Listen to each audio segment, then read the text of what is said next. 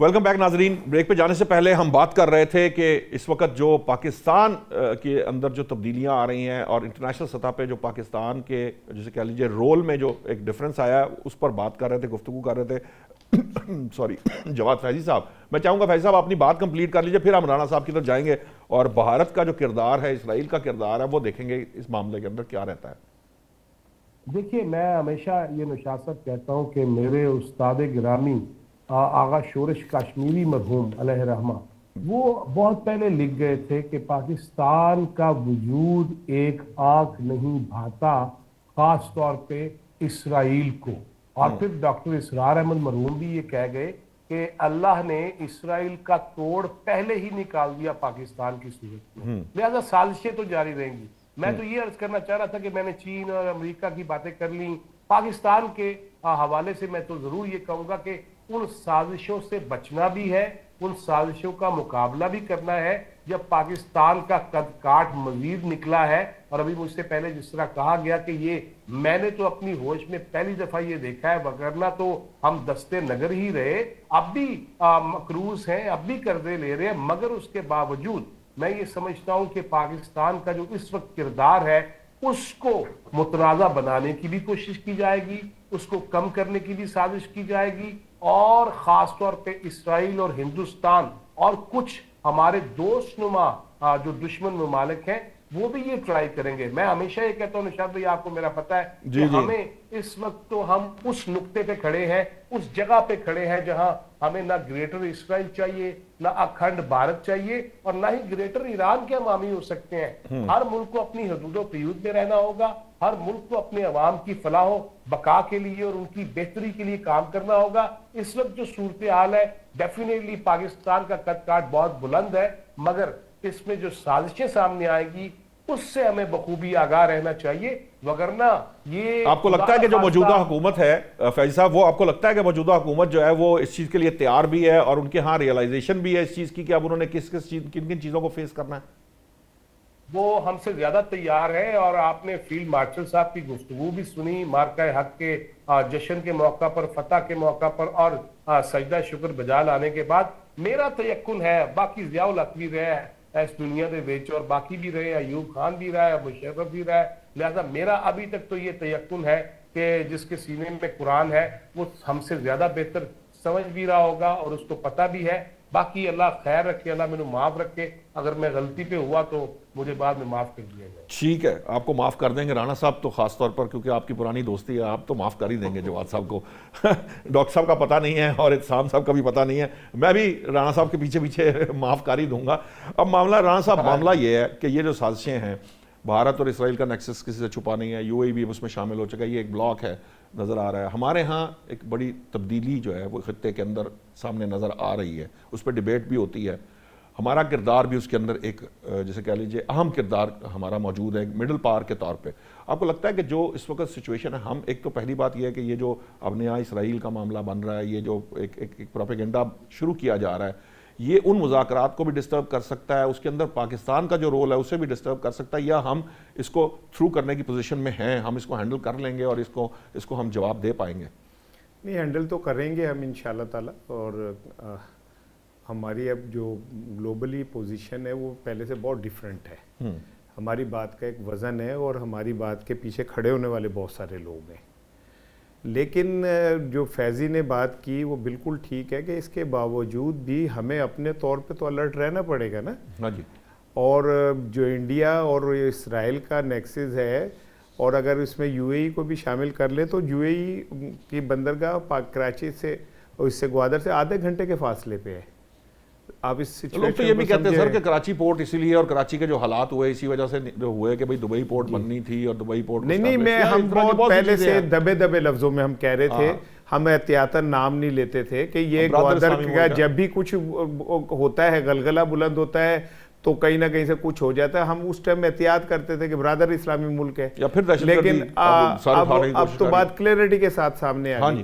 لیکن دو چیزیں آپ دیکھیں جو اس پہ ابھی ہم نے ذکر کیا ہے. ایک تو جو ہم پہ یہ الزام آیا کہ جی ہم نے طیارے جو ہیں نور خان ایئر بیس پہ ہم نے ان کو دی. حالانکہ جو میری اطلاعات ہے وہ یہ کہ جب شروع ہوئی ہے نا جنگ, تو جو پیسنجر طیارے تھے نا ان کو ہم نے ضرور وہاں پہ کیا تھا, وہ انسانی ہمدردی کی بنیاد پہ کیا تھا کہ ان کے پیسنجر طیارے تھے تو وہ اس کی وہ ایک طیارہ جو کھڑا ہونے کی بات کی وہ بھی وہ ہے جو عراقچی صاحب کے کہہ رہے تھے کہ انہوں نے آنا ہے تو اس سے پہلے جو ایک وہ آپ سمجھ لیں دوسری بات یہ کارگو ٹائپ ہوتا ہے یا جو فیسیلیٹیٹ کرتا ہے اس طرح کا. دوسری بات یہ کہ اگر وہاں اتنی بڑی آمد و رفت ہوتی تو نور خان ایئر بیس جو ہے وہ کوئی جنگل میں نہیں ہے, وہ اس کے ارد گرد آبادی ہے, سارا کچھ ہے. میں ایک بات رانا صاحب ایک بات کہہ سکتا ہوں؟ جی بلکہ رانا صاحب یہاں تک ہے میرے پاس ابھی بھی فوٹو جرنلسٹ جو ایسوسی ایشن ہے اس کے سیکرٹری جنرل بیٹھے ہوئے ہیں, ان کی آپس میں لڑائیاں ہو گئی فوٹوگرافرز کی کہ طیارے آتے ہوئے جب وہ لینڈ کر رہے تھے, وہ امریکن ہوں وہ ایران کے ہوں, ان کی تصویریں کس نے نہیں دی, کس نے پول میں نہیں ڈالی, تو ہر چیز نظر آ رہی ہے آپ جو فرما رہے ہیں. اور ایک بات میں اور جملہ کہنا چاہتا ہوں کہ میں نے گوادر میں کھڑے ہو کے یہ پروگرام کیا تھا تو میں نے جب یہ کہا تھا کہ ایک طرف ایران ہے اور ہندوستان کے ساتھ مل کے وہ اپنی بندرگاہیں آباد کر رہے ہیں, دوسری طرف وہ جو مدھم سی روشنیاں رات کو نظر آتی ہے نا یو اے ای کی, دبئی کی اور ان کی بندرگاہوں کی, انہیں بھی مسئلہ ہے گوادر سے. تو آپ بالکل صحیح فرما رہے ہیں, میں معافی چاہتا ہوں میں نے آپ کو روکا اور ٹوکا. نہیں کوئی وہ ایسی بات نہیں, وہ آپ نے ذرا زیادہ بہتر بتا دی کہ وہاں کے لوگوں کے جو ارد گرد کے لوگ ہیں صحافی ہیں, لہٰذا یہ ایسی کوئی چیز نہیں ہے. دوسرا جو اسرائیلی وزیر اعظم ایک نیا نیریٹو لے کے آ رہا ہے نا کہ جی پاکستان نے ہمارے خلاف لابنگ کی یا پاکستان نے ہمارے خلاف, امریکہ میں ایک نیریٹو جو ہے پاکستان تو اسرائیل کے خلاف ہے, برملا اظہار کرتا ہے, وہ یہ کہتا ہے کہ وہ تو اوپن بات کرتا ہے. نہیں وہ یہ کہتا ہے کہ امریکیوں میں نفرت پیدا کی ہمارے حوالے سے. ان کے کرتوت ماشاءاللہ اتنے ہیں کہ وہ اس کے لیے کسی کو پیدا کرنے کی ضرورت نہیں ہے. کوئی بھی سنسیبل آدمی دنیا کو وہ نفرت ہی کرے گا جو کچھ اسرائیل کرتا ہے. دیکھیں بات یہ کہ وہ کھوتی تو ڈگ پہ ہے تو غصہ کو میں آرتوں نے کڑن دے. ٹھیک ہے, تو ہمیں اس کے لیے تیار رہنا چاہیے. ٹھیک ہے نا, یہ بات ذہن میں رکھیں. اگر آپ کا دشمن تگڑا ہو اور بزدل اور کمینہ ہو نا, وہ بہت خوفناک ہوتا ہے. ٹھیک ہے, بھارت ہم سے تگڑا ہے لیکن بزدل ہے اور کمینہ بھی ہے. ٹھیک ہے, وہ علیحدہ چیز ہے کہ الحمدللہ ہماری جو فورسز ہیں انہیں اس کا علاج آتا ہے, اور ہم نے ماضی میں بھی کیا اور ہم نے اسے یہ بتایا. میں آپ کو یہ یقین سے بات کہہ سکتا ہوں کہ اب بھارت اس انداز میں ہمارے ساتھ دراندازی نہیں کرے گا. نہیں اب تو نہیں, میں آپ کو لکھ کے دینے کو تیار ہوں کہ اسے یہ بات سمجھ آ گئی کہ اب وہ اس طرح نہیں کرے گا. اب اگر وہ اس طرح نہیں کرے گا تو پھر کس طرح کرے گا؟ پھر وہ وہی کرے گا جو اب ہونا شروع ہو گئی ہے. آپ نے ایک بات نوٹ کی کہ جب ایران امریکہ معاملات بڑھ رہے تھے, جنگ چل رہی تھی, یہ سب کچھ رک گیا تھا. جیسے ہی یہ کام ٹھنڈا ہوا ہے پھر شروع ہو گیا. اس کا مطلب یہ ہے کہ وہ قوتیں جو پاکستان میں استحکام نہیں چاہتی, مجھے کہنے دیجئے میں کہ اب ہم امریکہ کو سمجھ رہے ہیں کہ کمبھ کے میلے میں بچھڑا ہوا ہمارا پھوپھی کا پتر ہے, وہ پھوپھی کا پتر نہیں ہے. ریاستیں کبھی بھی اسی طرح نہیں ہوتی. ہاں, اپنے مفادات. آج انہیں ہم سے مفادات ہے تو وہ صبح اٹھ کے بیوی سے پہلے ہمارا نام لے رہا ہوتا ہے. ٹھیک ہے, لیکن جب مفاد ختم ہو جائے گا, یہی ٹرمپ تھا جس نے ہمیں کہا تھا کہ یہ دھوکے باز ہیں. اس نے سٹیٹمنٹ دی تھی کہ دھوکے باز ہیں. اب وہ اپنے سینیٹرز کے سامنے وہ کھڑے ہو کے کوئی سوال کر دے میڈیا کے سامنے تو وہ کہتا نہیں فیلڈ مارشل بہت اچھے آدمی ہیں اور پاکستان جو ہے بہت بہترین کام کر رہا ہے. اور جب اس سے یہ سوال کیا گیا کہ جی پاکستان نے سنا ایران کو جگہ دے دی, تو اس نے پہلے پوچھا تم کون سے چینل سے آئے ہو, کون سے اس سے آئے ہو. پھر اس کے بعد اس نے اس کو شٹ کال دیتے ہوئے کہا کہ میں پاکستانیوں کو جانتا ہوں, وہ میرے یہ وہ. لیکن میں ٹرمپ پہ بالکل یقین نہیں کرتا. ٹھیک ہے نا, میں یہ سمجھتا ہوں یہ ابھی میں جب آیا ہوں تو مجھے وہ نام نہیں, جنہوں نے بہت اچھی وہ تجزیہ کر رہے تھے کہ ہمیں ایک لائن تو لینی ہے, لیکن میں یہ سمجھتا ہوں کہ ہمیں کسی شکل میں بھی چین سے دور نہیں ہونا چاہیے.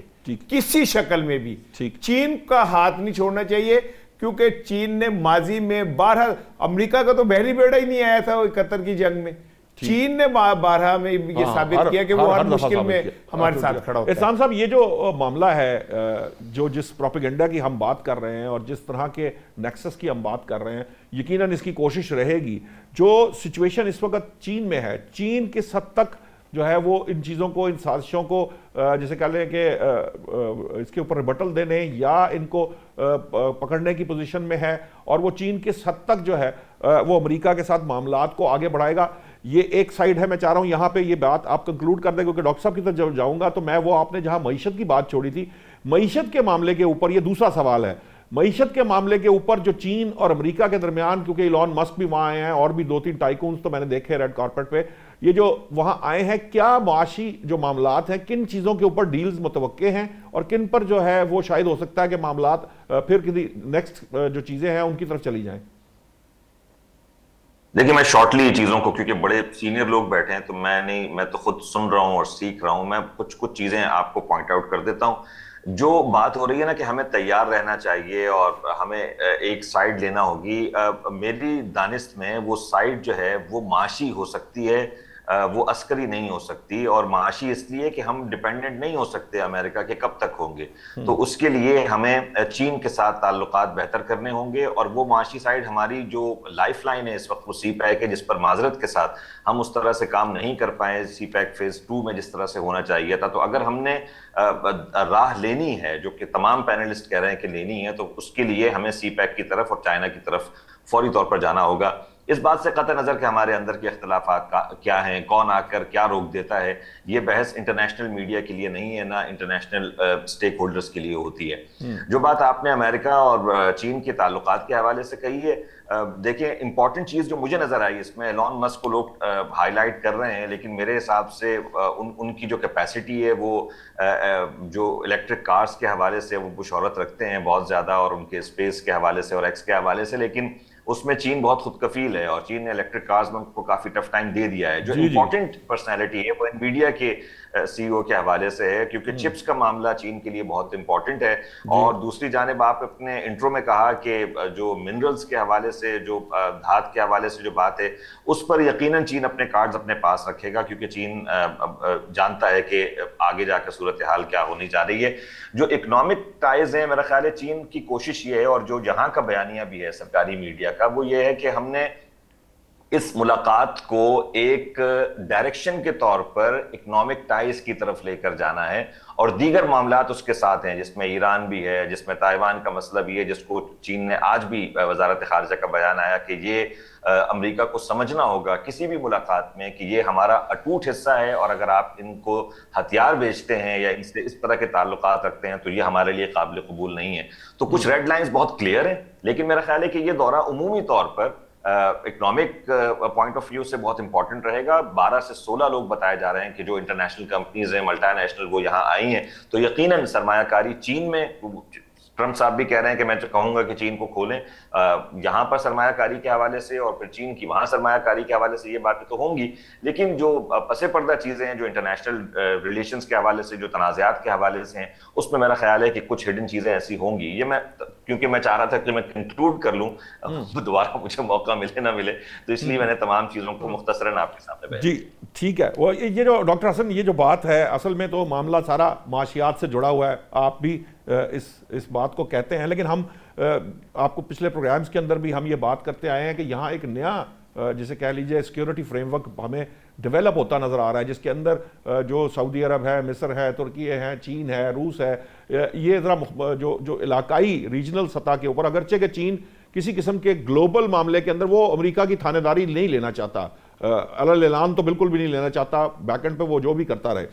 اس سچویشن کے اندر اس قسم کے فریم ورک کے اوپر جو کام کرنا ہے کہ کسی کی اجارہ داری توڑے بغیر اپنی اجارہ داری اپنے اپنے علاقوں میں اپنے اپنے سطح کے اوپر قائم کرنا، یہ جو فریم ورک ہے یہ آپ کو کس حد تک جیسے کہہ لیجئے کہ قابل عمل نظر آتا ہے؟ اور دوسرا جو یہ معاملہ ہے تائیوان کے اوپر، تو یقیناً اس کی ریڈ لائن ہے، لیکن ایلان مسک کی کچھ اور بھی اسپیشیلٹیز ہیں، اسپیس ایکس ہو یا ٹیسلا ہو، اس کے علاوہ بھی کرپٹو کے معاملات کے اندر اور دیگر معاملات میں بھی ان کی انوالومنٹ ہے۔ تو یہ جو اے آئی اور کرپٹو کا معاملہ ہے، اس کے اندر ایلان جو ہے وہ تھوڑا سا جسے کہہ لیجئے تھوڑا ایک سٹیپ اور آگے جانا چاہتے ہیں، جو ہمارے پاس اطلاعات ہیں، جو میں نے پڑھا ہے۔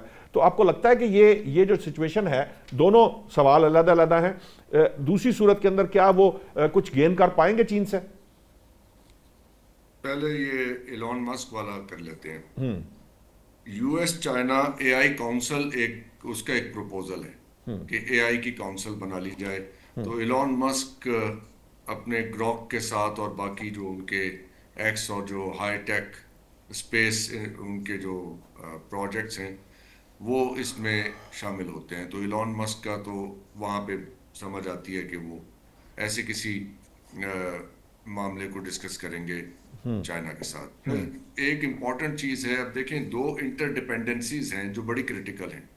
चाइना इंपोर्ट करता है एग्रीकल्चरल प्रोडक्ट्स अमेरिका से, और अमेरिका इंपोर्ट करता है यूरिया चाइना से। तो ये एक इंटरडिपेंडेंस है। तो इसके ऊपर बात होनी है, क्योंकि ये इसमें ज़्यादा बैकफुट पे अमेरिका नज़र आता है चाइना की निस्बत, इसलिए कि प्रेसिडेंट ट्रंप की जो पॉलिटिकल कॉन्स्टिट्यूंसी है वो ज़्यादातर उन लोगों पे मुश्तमिल है कि जो यानी वर्किंग क्लास है, उसमें ये फार्मर्स भी आते हैं जी। तो चाइना ने अभी जब कुछ पिछले महीने उनकी खाद रोक ली थी तो उससे उन्हें काफ़ी प्रॉब्लम हुआ था। तो अब ये मामला कहीं इन्हें सेट करना है। फिर दूसरी चीज़ ये है सेमी कंडक्टर्स और हाई टेक जो इक्विपमेंट है उस पे पाबंदी लगा रखी है अमेरिका ने, ट्रांसफर ऑफ टेक्नोलॉजी पे चाइना को। लेकिन दूसरी तरफ वो टेक्नोलॉजी प्रोड्यूस नहीं हो सकती जब तक वो रेयर अर्थ उनको चाइना सप्लाई ना करे, उस पे चाइना की मोनोपोली है। सो ये भी एक इंटरडिपेंडेंस है। सो ये वो क्रिटिकल एरियाज हैं जहाँ पे ये मामला सेटल होने हैं। अब आ जाते हैं ज़रा लार्जर फ्रेमवर्क के ऊपर, जो आप अलायंस की बात कर रहे हैं। देखिए उसमें अब जिस तरह आप चीज़ें बढ़ती हुई देख रहे हैं उसमें जो रीजनल अलायंसेस बन रहे हैं, क्योंकि यूनाइटेड नेशंस की अब वो हैसियत नहीं रही, दूसरे वर्ल्ड फोरम्स की वो हैसियत नहीं रही, अब शंघाई कोऑपरेशन ऑर्गेनाइजेशन की हैसियत होगी, अब ब्रिक्स की हैसियत होगी, अब यूरेशियन ब्लॉक की हैसियत होगी। ये तीनों चीज़ें, ये एक तो उधर एक ब्रॉडर है, ब्रिक्स वाला तो ऑलमोस्ट ग्लोबल साउथ को कवर करता है। जो साउथ ये SCO है वो रीजनल है और उसका फ्रेमवर्क है यूरेशिया का, जिस पे जब ये आखिरी जब कॉन्फ्रेंस हुई थी बीजिंग में मेरे 31 अगस्त 1 सितंबर को, तो उसमें प्रेसिडेंट पुतिन ने यूरेशियन ब्लॉक की बात की थी जी। यूरेशियन ब्लॉक में कौन से ममालिक हैं? Pakistan, Afghanistan, Iran and possibly Kuwait. Y Kuwait? इसलिए कि कुवैत जो है हिस्टोरिकली खुद को फारसी हिस्ट्री के साथ अलाइन करता है। सो एक ऑड पीस है मिडल ईस्ट में, यानी on the side of the gulf Kuwait. लेकिन कुवैत तो इस वक्त इनके पूरे कब्जे में है अमेरिका के, वहां पे तो उनकी बेसेस हैं। सो ये एक अलायंस सब बनता। अब देखें एक बड़ी ऑड न्यूज़ है आज के, जब जंग अपनी पीक पे थी ईरान की, तो उसमें सऊदी अरब ने भी अटैक्स किए, और ये रिपोर्ट किया है मिडल ईस्ट 24 ने और रॉयटर्स ने। Saudi Arab carried out attacks on Iran. जब इन्होंने ऑयल फैसिलिटीज पे हमला किया तो सऊदीज ने भी स्ट्राइक बैक किया, लेकिन इसको पब्लिसाइज किसने नहीं किया? ईरान ने नहीं किया इस मामले को। तो ईरान ने रिस्ट्रेंट इसमें एक्सरसाइज की, उन्होंने इस मामले को बढ़ाया नहीं इनके साथ, सऊदीज के साथ, और UAE ने भी इनको अटैक्स किए। सो बहुत सारी चीज़ों को बहुत जो आहिस्ता आहिस्ता हमारे सामने आ रही है, दबा के रखा गया था, बट वो बिहाइंड द सीन हो रही थी। अब इसमें ज़रा पाकिस्तान की सिचुएशन देखिए। हमारा डिफेंस पैक्ट है सऊदी अरब के साथ, और अब रिपोर्ट्स ये हैं कि पाकिस्तान ने ईरानी जेट्स को भी शेल्टर किया। So we are on both friendly on both sides. ये अब बीच में रिपोर्ट आ गई है कि ये सऊदीया और ने ईरान को भी अटैक किया हुआ था। So it must have been a very difficult situation for. लेकिन डॉक्टर साहब ये कहा नहीं ना जा सकता कि ये रिपोर्ट्स दुरुस्त भी हैं कि नहीं है, क्योंकि बहुत सारी चीजें तो अब आपको पता है ना कि इस वक्त यही तो बात है कि ये प्रोपेगेंडा और साजिश के मामला। हम तो ये नहीं कह रहे कि ऐसा हुआ था, जो मीडिया में रिपोर्टेड है हम उसका सोर्स बता रहे हैं, मिडल ईस्ट 24 और रॉयटर्स। ठीक है। तो अब ये काम पाकिस्तान का तो नहीं है कि इसको डिसमिस करे इस रिपोर्ट को, ये तो सऊदी गवर्नमेंट करे या ईरान करे। ये हमारी जिम्मेदारी, हमारे फॉरेन ऑफिस की जिम्मेदारी तो नहीं है कि इस रिपोर्ट के ऊपर तबसरा करे। वो तो जिनके दरमियान हुई है वो पोजीशन लेना कि ऐसा हुआ या नहीं हुआ। हमारे सामने जो सिचुएशन है हम तो उसको देख रहे हैं, और जब तक इसका डिनाइल नहीं आता कंसर्न पार्टीज की तरफ से it stands its grounds. ठीक Simple as that. ठीक तो अब सूरत हाल ये है कि पाकिस्तान को देखना ये है कि ये जो बैलेंसिंग एक्ट की एक पॉलिसी रही है, क्या ये आगे चलेगी या इसमें मुश्किलात हमारे लिए क्रिएट होंगी? दोनों तरफ से आगे। अब लिंडसे ग्राहम की आप बात कर रहे हैं और प्रेसिडेंट ट्रंप ने कहा नहीं जी वो तो बहुत अच्छे लोग हैं, गुड कॉप बैड कॉप। अब जब नेक्स्ट टाइम बात करेंगे प्रेसिडेंट ट्रंप पाकिस्तानी लीडरशिप से, तो उनके पास एक कार्ड तो आ गया ना, एक लेवरेज तो आ गया कि जी आपके खिलाफ तो ये बातें हो रही हैं और देखें मैं आपकी कितनी तरफदारी कर रहा हूं, तो अब आप मेरे लिए ये करें। मैंने तो मतलब सारी मुखालफत मोल ले ली आपकी खातिर, तो अब आप मेरे लिए ये करें। सो वी नो कि ये बारगेनिंग चिप के तौर पे यूज होती है। आप खुद कहते हैं अपने मीडिया को कि ऐसी बात करो, फिर आप कहते हैं नहीं नहीं ये तो नॉनसेंस थी। मैं इसको बिल्कुल टोटली नजरअंदाज नहीं करूंगा, क्योंकि इसको ये एज एंड व्हेन रिक्वायर्ड के लिए टर्म के तौर पे इस्तेमाल होती है, एज एंड व्हेन रिक्वायर्ड।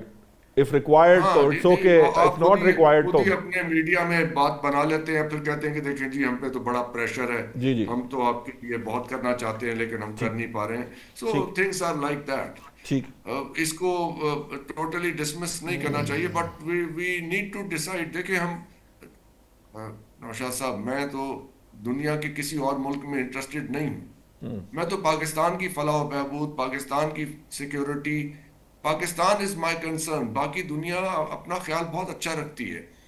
जब हमें परेशानी थी तो उस वक्त हमारे लिए कौन साथ खड़ा हुआ था, खुल के हमें ये देखना है और उसे रेसिप्रोकेट करना है। कौन हमें तसल्लियां दे रहा था, कौन हमें रिस्ट्रेंट एक्सरसाइज करने के मशवरे दे रहा था, किसकी इन्वेस्टमेंट किस मुल्क में है।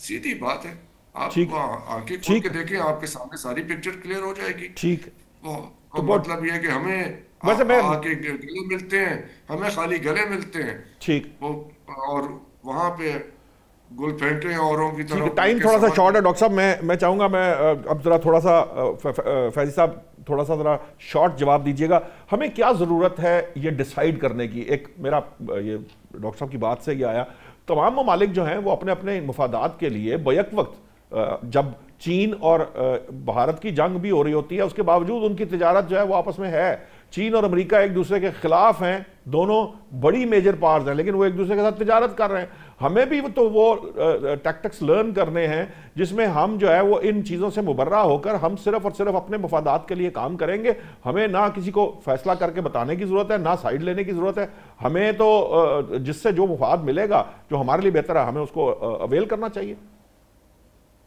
नहीं, डेफिनेटली यही करना चाहिए। हमें बिल्कुल भी ऐसा नहीं करना चाहिए कि हम पूरी उम्मत को भी, उम्मत का मतलब है हम समझते हैं, और जितना हमने सेक्रीफाइस किया है, जितनी कुर्बानियां हमने उम्मत के नाम पे दी है। लेकिन देखिए ना, यूएई के ताल्लुकात जो है इसराइल के साथ है, सऊदी अरब के साथ किसी के ताल्लुकात है, हमारा स्ट्रेटेजिक मुआहदा जरूर है।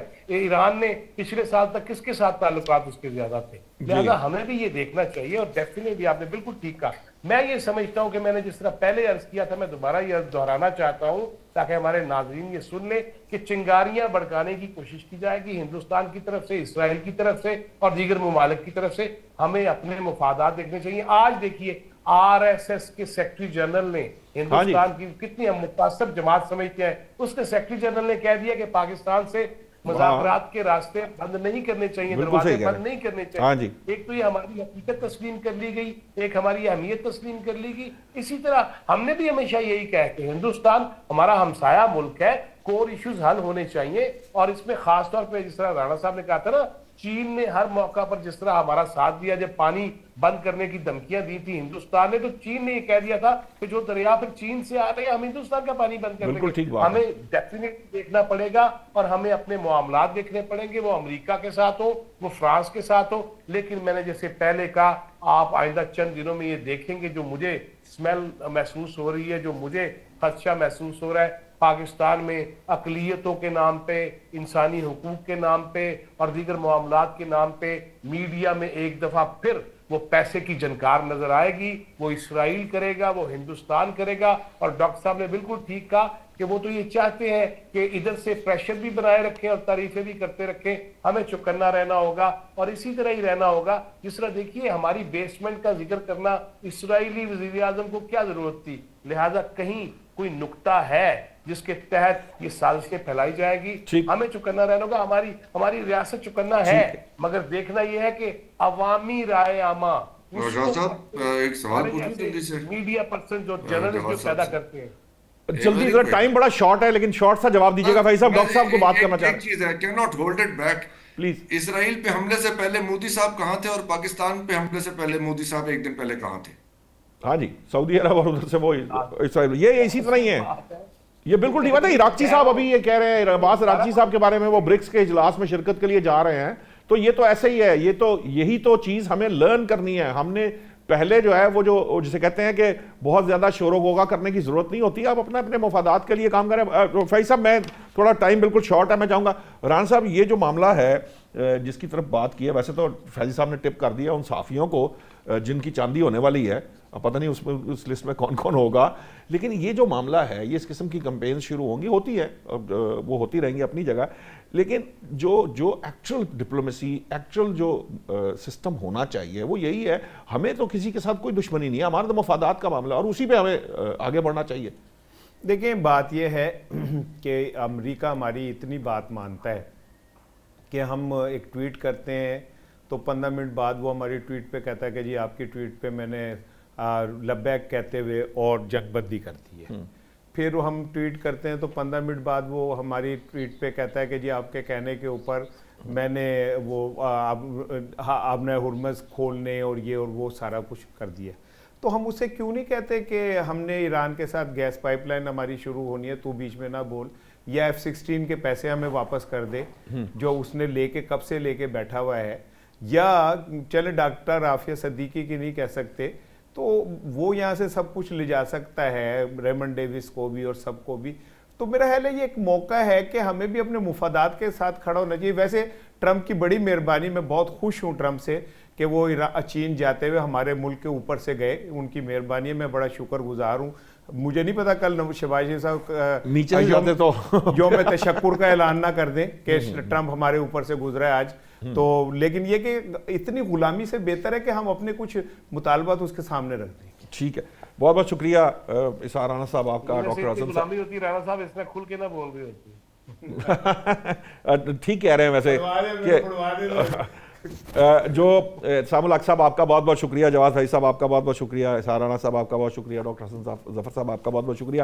اس میں کوئی شک نہیں, یہ بات جو ہے یہ میرے نزدیک تو جو کنکلوژن ہے وہ یہی ہے کہ ہر ملک جو ہے وہ اپنے مفادات کے لیے کام کرتا, چاہے وہ امریکہ ہو, چاہے چین ہو, چاہے کوئی دوسرا ملک ہو. ہمیں بھی جو جسے کہہ لیجئے کہ اپنے مفادات کے لیے کام کرنا ہو. جیسے رانا صاحب نے کہا کہ جو چیزیں ہمیں چاہیے ہمیں اب ان پر بھی توجہ دینی چاہیے, اور ہمیں بھی اب تھوڑا سا ڈیمانڈنگ پوزیشن پہ آنا چاہیے. ڈو مور ہم نے بہت کیا, ہمیں بھی اب کسی کو ڈو مور کہنے کا موقع ملنا چاہیے, کیونکہ پاکستان نے یہ ثابت کیا ہے کہ پاکستان نے نہ صرف دہشت گردی کی جنگ کے دوران بہت زیادہ قربانیاں دی ہیں, اپنے وسائل سے اس نے دنیا کا امن جو ہے وہ قائم کیے رکھا ہے, اور پھر اس نے یہ بھی ثابت کیا ہے کہ وہ اس خطے کی ایک مڈل پاور ہے, اور جو چودھری بننا چاہتا تھا بھارت اس خطے کا, اسے شکست فاش دی, اور فاش دے کر یہ ثابت کیا کہ اس کی عسکری قوت بھی اس قابل ہے کہ وہ دنیا کے جو گلوبل جسے کہہ لیجئے کہ جو فہرست ہے یا جو پلیٹ فارم ہے وہاں وہ سر اٹھا کر بات کر سکتا ہے. تو میرا یہ خیال ہے